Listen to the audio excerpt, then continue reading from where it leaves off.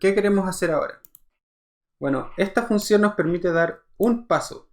Entonces lo que nos gustaría ahora es ser capaz de dar varios pasos, de modo de cubrir el intervalo de tiempo entre t igual a 0 hasta 2 veces el periodo de pequeñas oscilaciones. Entonces para eso lo que vamos a hacer es, vamos a necesitar una serie de intervalos de tiempo los cuales evaluar y un arreglo donde guardar los valores de phi, del ángulo, y de la velocidad angular para todos esos tiempos. Entonces, supongamos que voy a definir un dt, partamos con algo relativamente grande, 0.1. Y entonces voy a tener los tiempos de evaluación de Runge-Kutta 2 van a ser un arreglo que va a partir en 0 y va a llegar hasta 2 veces el intervalo de tiempo, 2 veces el periodo de pequeñas oscilaciones. Recuerden que arriba definimos este t como el periodo de pequeñas oscilaciones y la distancia entre cada uno de ellos va a ser este dt que estoy definiendo acá. Entonces esta cosa va a crear un arreglo que va a tener los valores 0, dt, 2dt, 3dt, hasta que lleguemos a 2 veces el tiempo, 2 veces el periodo de pequeñas oscilaciones.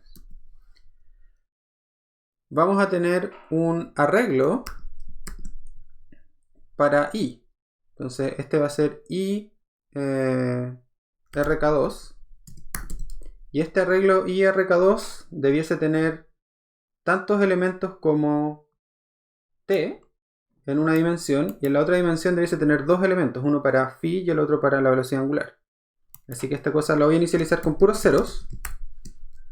Y las dimensiones de esta cosa va a ser tantos elementos como t eval rk2, o sea, el tiempo en los cuales estoy evaluando rk2.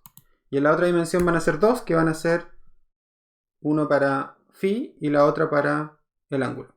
Perdón, la velocidad angular. Y además, entonces, si esta es la solución de pequeñas oscilaciones, entonces ahora yo puedo escribir a mano la condición inicial. Por la condición inicial yo sé que es i rk2 sub 0, este es el primer elemento que tiene que tener un phi sub 0 y un omega sub 0. Pero el phi sub 0 yo sé cuánto vale, está definido en las condiciones iniciales del problema, que está acá, es phi sub 0 y omega sub 0. Entonces yo puedo decir que el primer elemento, que es el par de valores phi sub 0 omega sub 0, es phi 0, omega 0. Y entonces esto guarda la condición inicial para el arreglo. Si quieren probar que esto funciona, podemos correr el archivo y nos encontramos con un error. Length takes one argument. Me faltó cerrar el paréntesis acá. Este paréntesis está cerrado, este también, y este quedó abierto. Así que veamos si esto funciona. Veamos. RK2, perdón, I RK2 es un arreglo que tiene puros ceros, excepto al principio donde tiene pi partido por 10 y 0. Así que hasta ahora lo que estoy haciendo va más o menos bien. Definió las condiciones iniciales. Así que inicialicé mis arreglos y creé las condiciones iniciales.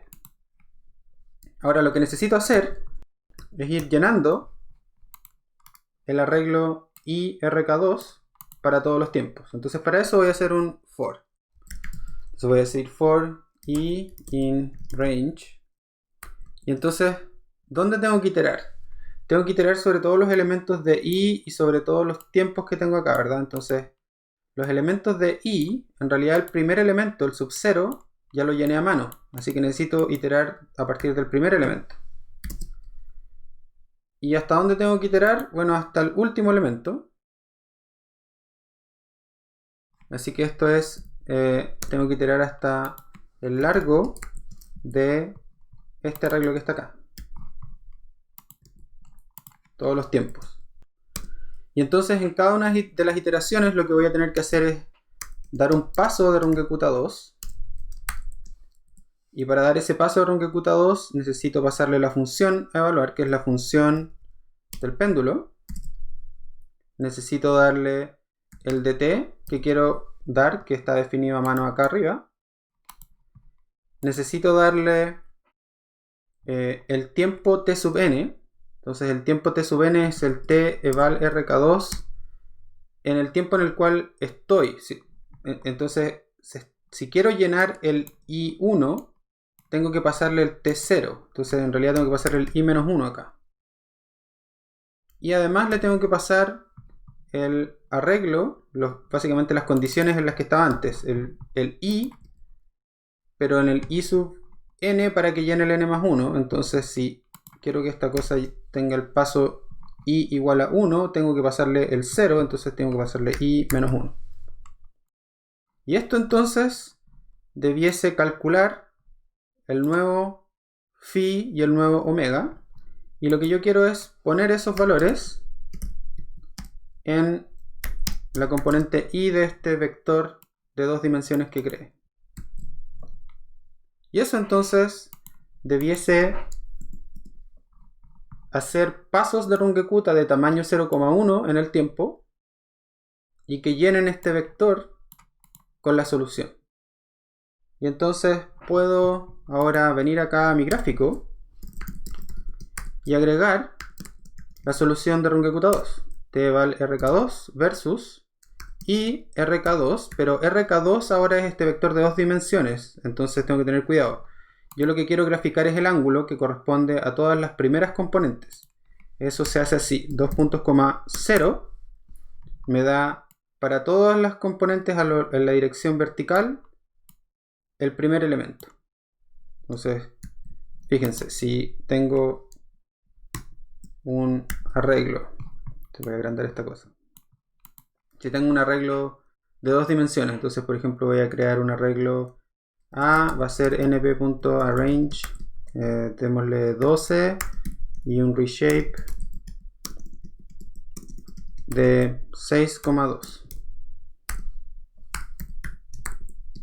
Esto lo que crea es un arreglo vertical. Si yo quiero accesar todos estos elementos, necesito un slice que se ve 2.0. Esos son los elementos 0, 2, 4, 6, 8, 10. Y si quiero ver los otros elementos, hago 2.1. Obtengo todos los otros elementos. Entonces lo que yo quiero es todos los primeros elementos, que son los que contienen phi, y los segundos elementos son los que van a contener la velocidad angular, omega. Entonces, para hacer mi gráfico yo necesito pasarle a esta cosa, ¿dónde está el gráfico? Acá, RK 2.0. Y entonces el label para esto va a ser, esta es la solución RK2. Y todo lo demás debe seguir igual. Si corro esta cosa, obtengo la curva naranja de acá, que si se fijan, al principio se parece bastante. Claramente hay saltos bastante grandes porque mi paso temporal es 0.1, entonces de 0 paso hasta 0.1. Y entonces entre medio lo único que hizo fue dibujar una línea recta, pero hay hartos pasos intermedios. Y se parece bastante a la solución de pequeñas oscilaciones hasta que eventualmente se empiezan a separar. Si hago más chicas la condición inicial de pequeñas oscilaciones, entonces en vez de partir en un pi partido por 10, digamos que parto en un pi partido por 20, el intervalo de tiempo va a ser más corto, pero como lo escribí todo en términos del intervalo de tiempo, esto debiese arreglarse solo. Y supongamos también que en vez de evaluar cada 0.1 lo hago más chico, 0.01. Entonces ahora voy a tener muchos más elementos en el arreglo, pero voy a llegar igual hasta 2 veces el periodo de pequeñas oscilaciones. Y si corro esta cosa de nuevo, vemos que las dos soluciones son casi indistinguibles por casi todo el intervalo de 2 periodos de pequeñas oscilaciones. Y ahora los pasos temporales son mucho más chicos, entonces estos cuadraditos que se veían antes son de tamaño mucho más pequeño. La función está mucho mejor integrada porque el error asociado a cada paso que fui dando es más chico, porque recuerden que el error es proporcional al tamaño de t o h, que en este caso es 0.01, al cubo. Así que en cada paso de integración el error asociado es bastante chico. Y yo lo puedo controlar simplemente dando pasos más grandes o más pequeños. Ok, eso es para pequeñas oscilaciones, pero veamos qué pasa para oscilaciones no tan pequeñas. ¿Qué pasa si en realidad en vez de partir en una pequeña oscilación hubiésemos partido con el péndulo horizontal? Entonces en pi medios. Si partimos en pi medios y corremos esta cosa, vemos que hay una diferencia significativa entre la solución de pequeñas oscilaciones y la solución del péndulo real, porque el péndulo real ya no se comporta como las pequeñas oscilaciones. Y si lo agrandamos más todavía, ahora si ponemos el péndulo más allá de la horizontal, entonces en realidad necesitamos que no sea una cuerda, sino que sea una cosa sólida para que funcione. Entonces digamos, por ejemplo, 3 cuartos de pi.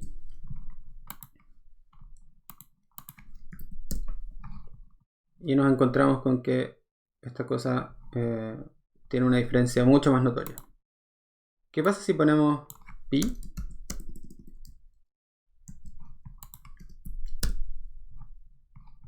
¿Qué pasó?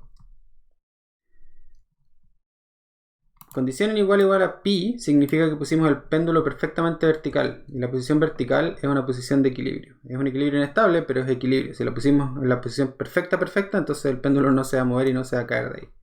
Pero si ponemos pi menos un epsilon chico, 0.0001,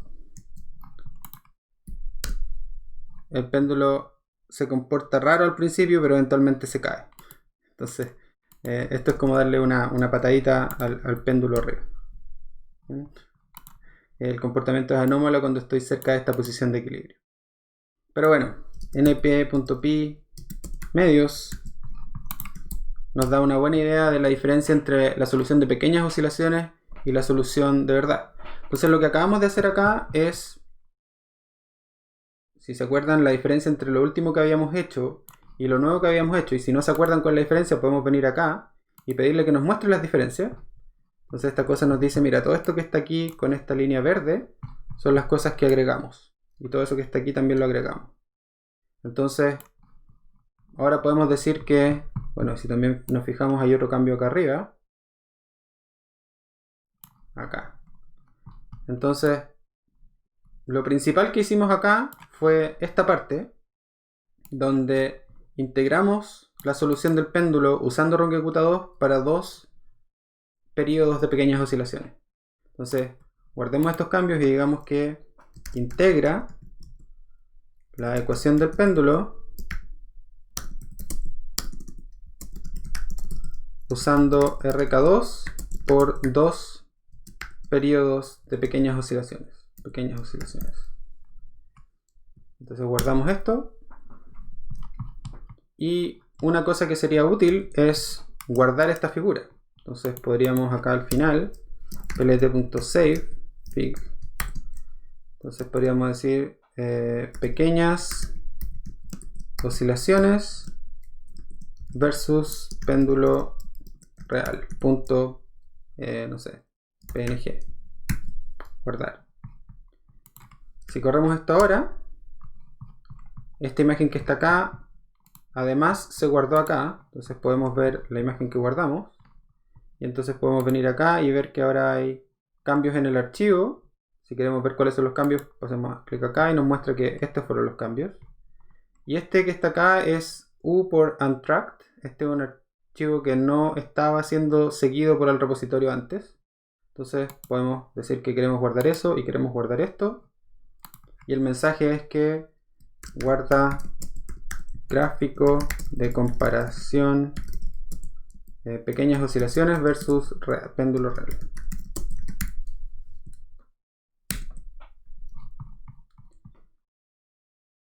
Y si guardamos eso, entonces ahora toda esta cosa tiene toda una historia de cambios guardada que podemos explorar usando nuestro control de versiones con Git. Entonces nosotros acá podemos ahora hacer un push. Y esta cosa va a subir todos los cambios que hemos hecho a nuestro repositorio. Fíjense que en este momento no hay nada. Pero cuando esta cosa termine de hacer el push y volvamos acá, si hacemos un reload, va a aparecer todos los cambios que hicimos al archivo. Entonces el archivo va a estar completo acá. con todos los cambios que hicimos y al final incluso guardando nuestra función. Y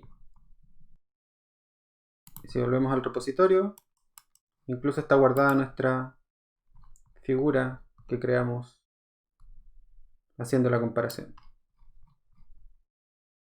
Y lo mejor de todo es que acá tenemos un historial de todos los cambios que hicimos. Entonces nosotros podemos ir viendo qué fue exactamente lo que pasó en cada paso, cómo fue evolucionando nuestro código. Implementamos K1, implementamos K2, implementamos un paso, integramos la ecuación, hicimos un gráfico. Todo está guardado y documentado.